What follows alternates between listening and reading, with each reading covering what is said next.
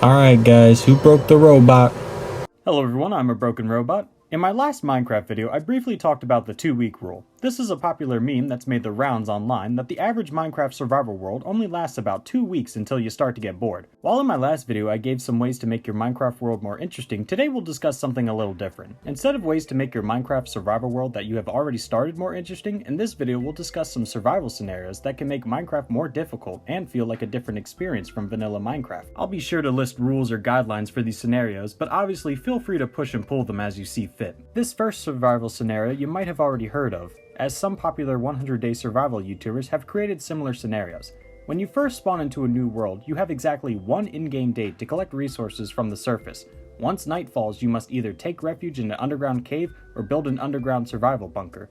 The rules for this scenario are simple. Once you enter the underground, you can't ever go back to the surface again. To get the most out of this scenario, it's important to use your few vital minutes on the surface wisely. I highly recommend getting saplings, some kind of crop for a renewable food source, and if possible, some livestock. There's no right or wrong way to prepare for your subterranean playthrough, but just know that it will be far more difficult than you may expect. As the days go by underground, your stockpile of food and vital resources will begin to dry up. In fact, if you don't manage your resources, you can end up in a cave system without a pickaxe if you don't manage your wood, or you can be easy pickings for mobs if you don't keep up with a constant supply of torches. While not necessary, I'd highly suggest implementing a few roleplay elements to help you get the most out of this scenario. Maybe imagine you and your friends are dwarves cast out from the surface, so you have to build a grand underground mine. Or maybe you're a survivor of a nuclear war, and the surface is highly irradiated, forcing you to remain underground and construct a bunker. There's no right or wrong way to play this scenario, but the challenge combined with the exploration makes this perfect for players who enjoy building or exploration. This next one is simple but a boatload of fun. Spawn into a new survival world and search for a village. Once you locate one, hey, congratulations, you're now the king of your own village and thus responsible for their lives. This might sound like a straightforward scenario, but if you use some creativity, you can turn Minecraft into a civilization building game like Goddess or The Sims. Build a massive castle near your village for you to enjoy your lavish lifestyle as the king of your very own village. Construct new houses to increase your village's population. Build defensive walls to help you and your army of iron golems fight off pillager raids. Maybe even build a gallows for punishing any villagers that try to give the king bad deals. There's no right or wrong way to do this scenario. Maybe build a futuristic castle out of quartz and obsidian, or a classic European style castle out of bricks and stone slabs. It's important to make sure your subjects are happy, so be sure to build taverns, shops for them to work in, and army barracks full of iron golems and tamed wolves to help keep the peace. If you watched my last Minecraft Ideas video, this may sound familiar. When you load into a new survival world, you can do anything you want. The only catch is that you must live in a pre-generated structure. This might sound like a huge waste of time, but bear with me here. Pick out one of Minecraft's numerous pre-generated structures and turn it into a home. Maybe upgrade certain parts of it to accommodate your in-game needs while also decorating it to your heart's desire. Don't be basic and choose a village house. Turn a jungle temple into a beautiful monastery with multiple garden rooms and maybe an area for you to store your treasure. Raid a woodland mansion and turn it into an elegant hotel for you and your friends to roleplay in. If you want to go above and beyond with this scenario, turn an ancient city into an underground castle, or maybe even an end city into an oasis in the end.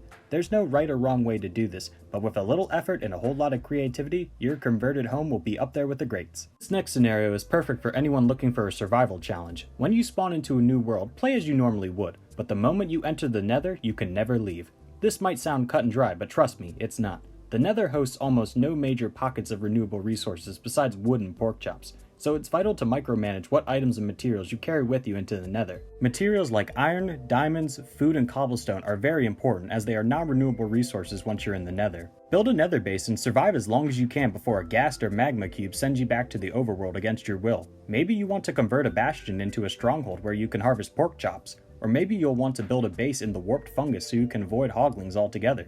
Much like with the other scenarios on this list, there's no right or wrong way to do it, but the challenge will be immense the longer you survive.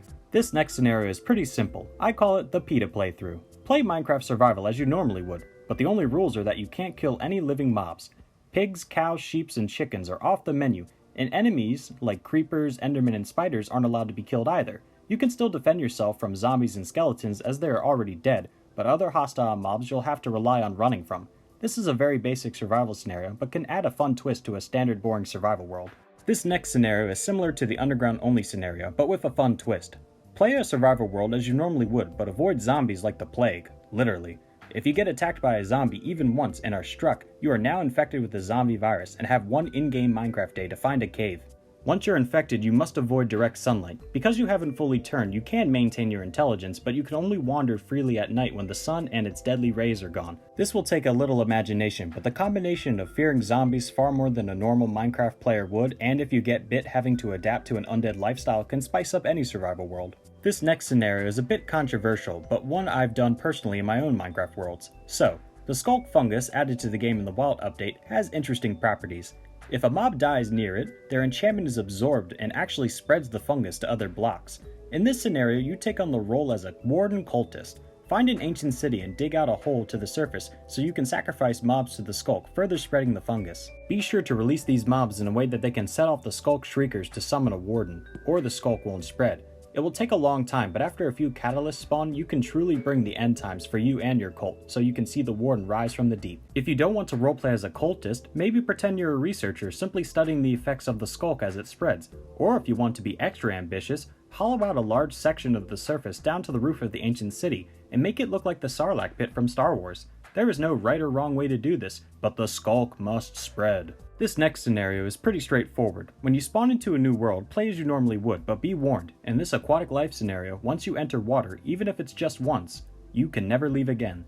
This scenario can be very difficult in the beginning, but with some elbow grease and plenty of rated ocean monuments, you can yield materials needed for your underwater life to be not only fun, but rewarding. Maybe build an underwater base that looks like a crashed submarine, or maybe make it look like the lost city of Atlantis. Do whatever works best for you, but once you enter water, you can never leave it. The last scenario on this list can be a bit boring if you don't like building, but can still be very rewarding. In this scenario, when you spawn into a new world, you can play any way you like, but the end goal is to acquire 10,000 emeralds. This might sound impossible because it is for average Joes, but you're not average or named Joe. Build elaborate automatic farms to harvest crops to sell. Build mom grinders and traps to collect resources to trade with villagers. Do some corporate espionage in the form of zombifying and curing your customers for far fairer trades. Under any means necessary, acquire capital and shake down the villagers for all they're worth so you can swim in your pile of emeralds like Scrooge McDuck. And there you have it, there are 9 survival scenarios to help spice up your survival world. I hope you enjoyed this video and can use some of these scenarios in your own world. Feel free to leave a comment down below if you have any tweaks to my ideas or ideas of your own. Also, if you've stuck around this long, please take a moment to like and subscribe. If you like, it helps me out personally, and if you subscribe, you won't miss my video essays, reviews, and other gaming videos. I hope you all have a great day, drink some water, go play some Minecraft because Minecraft is awesome, and stay cool.